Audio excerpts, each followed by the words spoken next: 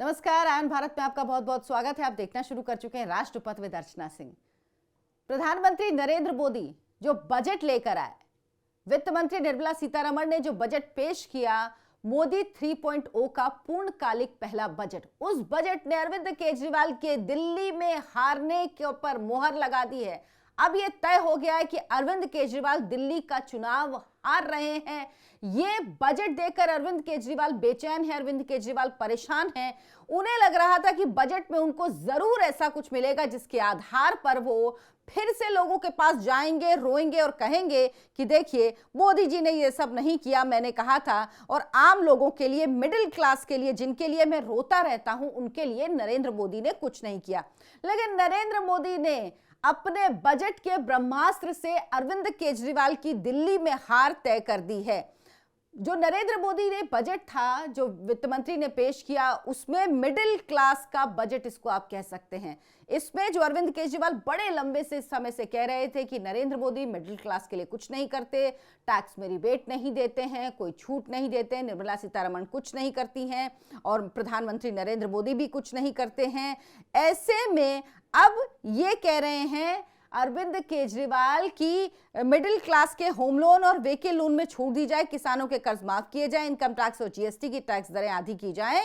ये मैंने मांग की थी, लेकिन नरेंद्र मोदी ने ये नहीं माना।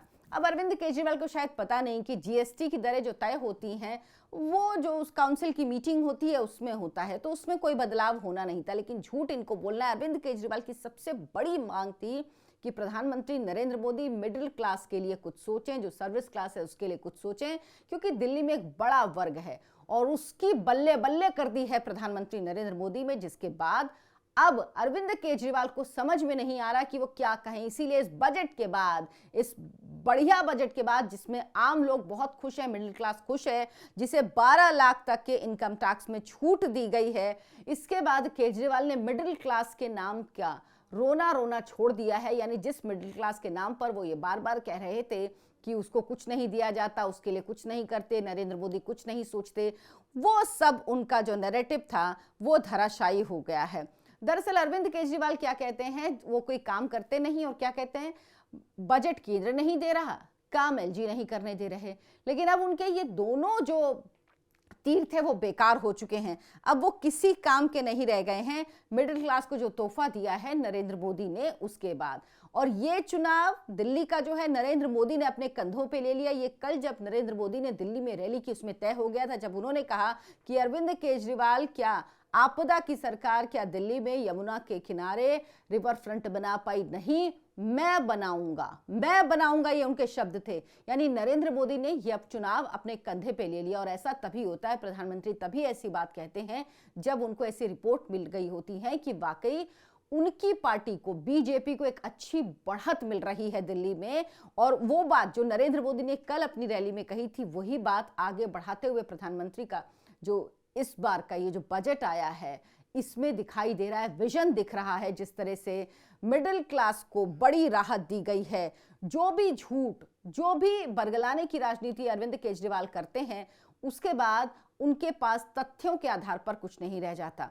वो लोगों से कुछ कह नहीं पाते, वो कोई काम नहीं करते हैं, वो सिर्फ ऐसे सीएम हैं जो लड़ते हैं, काम नहीं करते, या रोना रोते हैं, या लड़ते हैं, या ब्लेम गेम करते हैं।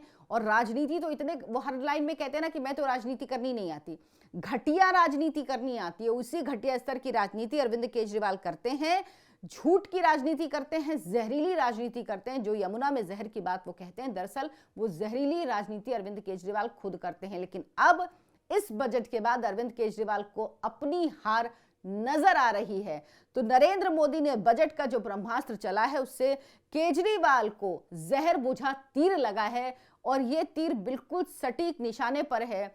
इससे अरविंद केजरीवाल का जो 2025 का जो विधानसभा चुनाव होने वाला है, जिसमें 2 दिन बाद माफ कीजिएगा 4 दिन बाद वोटिंग है, 5 तारीख को, उसमें अरविंद केजरीवाल को पता है कि 8 तारीख को जब नतीजे आएंगे तो उसमें उनके लिए कुछ नहीं निकलेगा, और वो तय कर देगा कि अरविंद केजरीवाल राजनीति के नेपथ्य में चले गए हैं।